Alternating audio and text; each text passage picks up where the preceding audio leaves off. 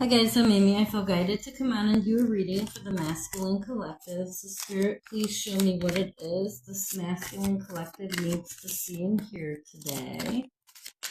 What does the Masculine Collective need to see and hear? Thank you, Spirit. Okay, so we're going to start with the Queen of Stones, the Bear.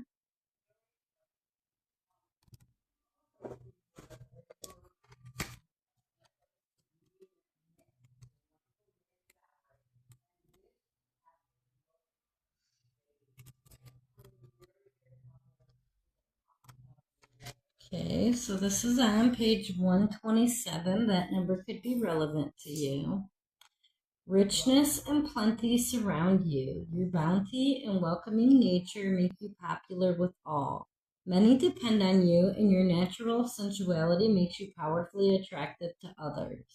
Pragmatism and generosity open doorways at every point. Absolutely beautiful. And I do feel that is your energy to whoever this is meant for. We do have Two of Stones challenge coming out next. And this is on page 131, so that number could be relevant to you. Female hares box for domination and territorial rights to breed. After drawing on your grounded energy to reach self-empowerment, a position may be challenged or a struggle for control initiated by others. Learning to deal with rivalry or adversity in a dispassionate manner is a practical skill that can be used to advantage. Many challenges or rivalries are born of insecurity and subconscious issues with peers and colleagues. Usually, it is these emotions rather than actual malice or personal ill will that dictates a rival's mistrust or undermining of your efforts. In the modern material world, where so much emphasis is placed on a show of power or wealth, it is often a perceived position or status that inflames jealousy rather than the reality of the situation. Holding your own ground and defending your position at such times can be achieved by keeping in touch with pure and positive motivations and holding on to personal integrity and sincerity, which is the basis for any fair and enduring material reward or advancement. Some competition and honest difference of opinion can be productive and even beneficial. Remain clear and focus on your objectives and stay firm in your ethical efforts to proceed with a plan or project. Okay, and next we have the Nine of Arrows, dedication.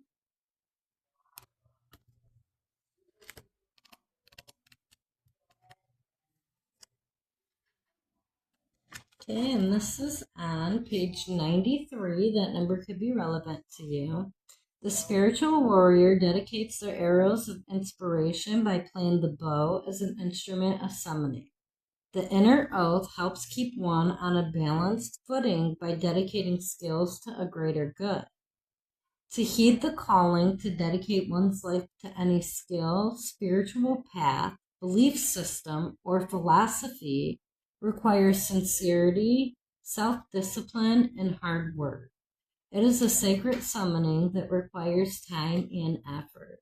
For those who hear the calling and become spiritual warriors and protectors of the land, responsibility and sacrifice are also required.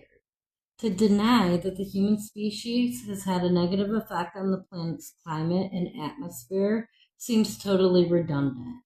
The growing awareness of our individual impact on the ecosystem may take on greater significance in the future. We cannot predict what effect our avarice and rapacious exploitation of the land will eventually produce, but the dedicated defender of the soil must protect the living legacy we leave for our children. To teach by example the value of respecting others' beliefs and philosophies and honoring the land is immensely important. Sometimes a simple daily ritual reminds us of the oath we have taken to conserve and protect the environment. Dedicate yourself to the task of preserving the land and be a part of making the difference. Okay, and then the final card that came out of this deck, Three of Stones, creativity. So I feel like you're being guided towards your mission work of creativity to the masculine collective that this reading's meant for. You've got Ace of Stones. Here we go. No, that's Two of Stones. Three of Stones, creativity. This is on page 132. That number could be relevant to you. An artist listens to the inner voice and hears the wind song of the universe. The courage, freedom, and skill that allow the artist to mediate this energy must be refined and focused for effective and meaningful achievement. The practical manifestation of creative energy requires a clear and open channel to the inspirational forces and impulses of the universe. Allowing this energy to flow through you is a rich and rewarding gift in itself. Just as releasing your dreams and desires into the universal consciousness always brings a response, so the releasing of creative energy invites into the artist the healing and enriching fuel from which further insight and visionary stimulus flows. This emotional and spiritual relationship with divine inspiration allows the subconscious mind to delve deeply and summons the intuitively creative power that actualizes work. Artistic beauty takes many forms and presents itself in a variety of ways, but the relationship with the subconscious formative energy, whether through music, painting, sculpture, or poetry, reminds us of the personal and intimate connection we all should share with the universal consciousness. Okay, excuse me for a moment.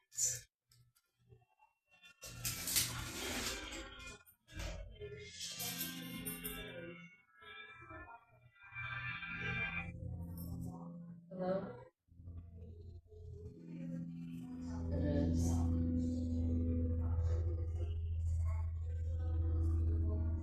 Oh, I got another shot.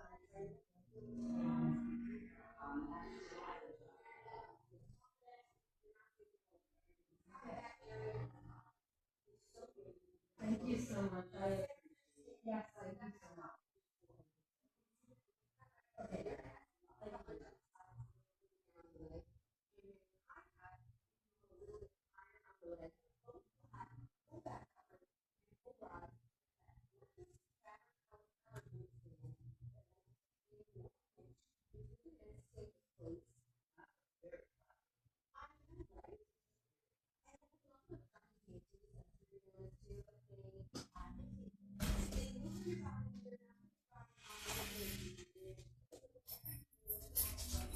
Okay, come on, baby.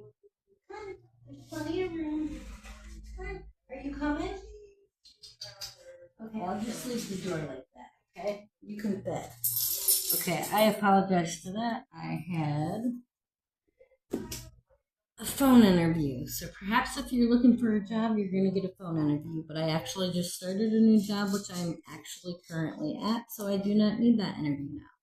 But Spirit, please show me what else this masculine collective needs to see and hear today.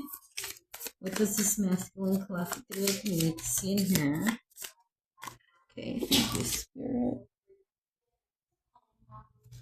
Okay, we start with the Ace of Swords. Nice. Okay, Ace of Swords.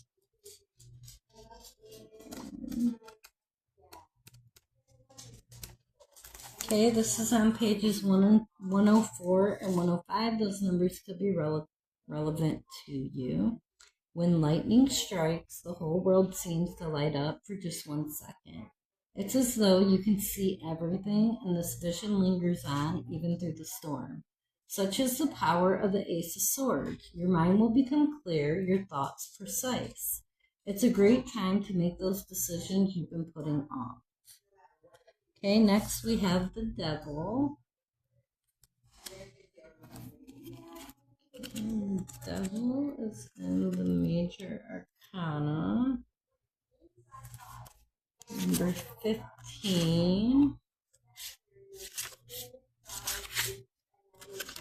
Okay, this is on pages 194 and 195. Those numbers could be relevant. Addiction and negativity. Though it may feel frightening when the devil appears in your reading, this card carries an urgent message and must be interpreted with total honesty. The darkness of the devil card takes the form of addiction, negativity, or materialism. It can indicate an ugly relationship with a person or substance. Identify this dependency and how it's holding you back. The devil's hooves are strong and relentless. Their grips will not loosen unless a conscious change is made. Free yourself. Okay, so I'm getting that whoever this reading is meant for, you may still have an addiction or several addictions that you are working on overcoming. Next, we have number 3, the Empress. Beautiful. And wow, all these major arcanas coming out. Beautiful. Here we go, pages 170 and 171. The Empress is the mother or the goddess of the tarot. Her energy encompasses all that is warm, fertile, creative, and sensual in the world. Her strength comes from being gentle and compassionate and loving without binding. When this card appears, it's pointing to either a maternal relationship in your life or the side of yourself that wants to love more. The Empress also suggests it's time for you to reconnect with nature. Go outside tonight and find the moon. Absolutely beautiful. And by the way, Empress and the moon, divine feminine, of course. So this could even be speaking of your divine feminine, but I feel like right now you are being asked to go within and work on finding your inner divine feminine, right? Now we have the Chariot on pages 178, 179. This is Cancer energy, Sun, Moon, Rising, Venus. Strong-willed triumph. The Chariot is your confidence, your will, and your inner warrior. At points in your life when you felt the bliss of achievement or triumph, you were riding on his back. Build a relationship with this part of yourself. Try to see the Chariot inside you. The more focused your mind, the easier it will be to sense his presence and stay mounted on his back. With a fixed gaze and sure footing, you'll be headed toward all that you dream of. I think I forgot to mention that was pages 178 and 179. Okay, now I'll be pulling from the Yogi Oracle. The Spirit, what is the final message that the Masculine Collective needs to see and hear today? What is the final message for today, Spirit? Thank you. Oh, so we got quite a few out of the set. Okay, so we're gonna start with Ushioni, Ox Demons, Danger, Unpredictability, and Fear.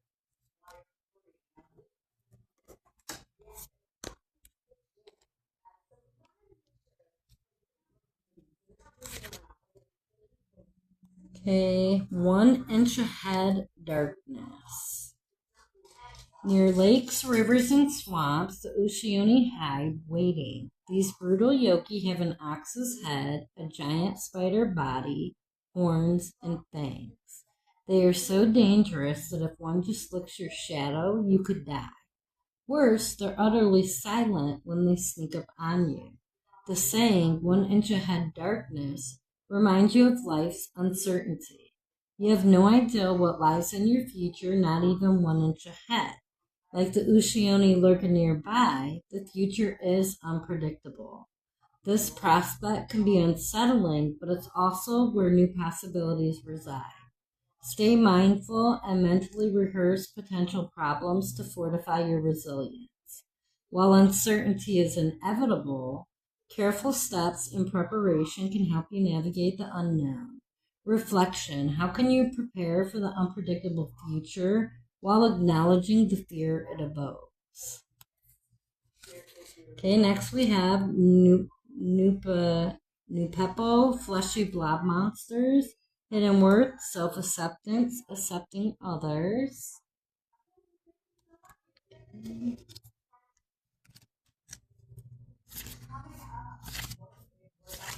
Okay, and this is on pages 100 and 101.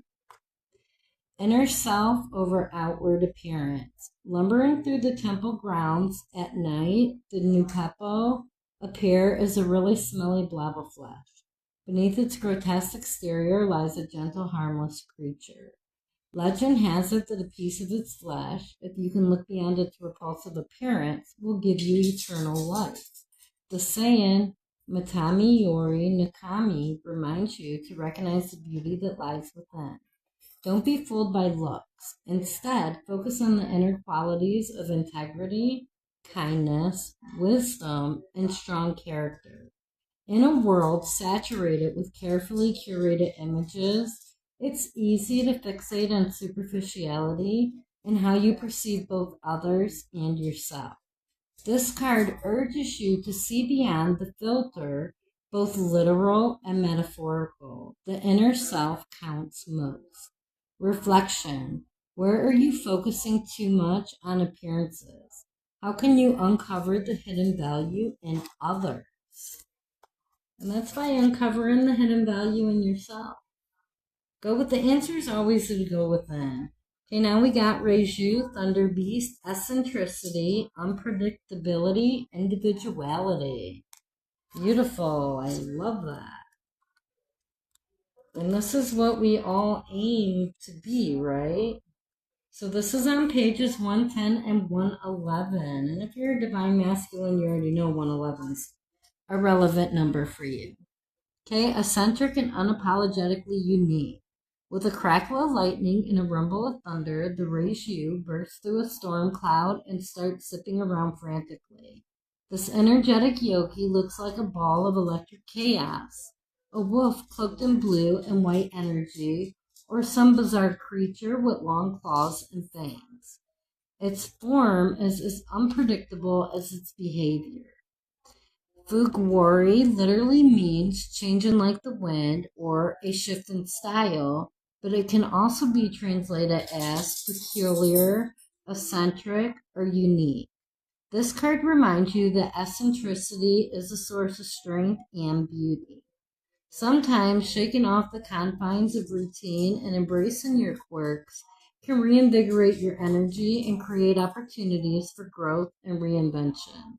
By celebrating your individuality, you may just inspire others to do the same. Reflection. What unique traits do you sometimes hide? How can you honor your individuality and share it with the world?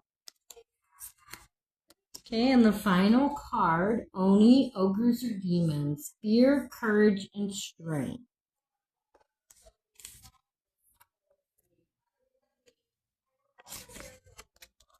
Okay, this is on pages 108 and 109. It is the person who knows fear who can show real courage. Enormous, heavily muscled Oni charge. Roaring, they swing their iron clubs at anything in their way. With wild hair, long horns, and sharp fangs, these dreaded beasts strike fear into the hearts of everyone they run across.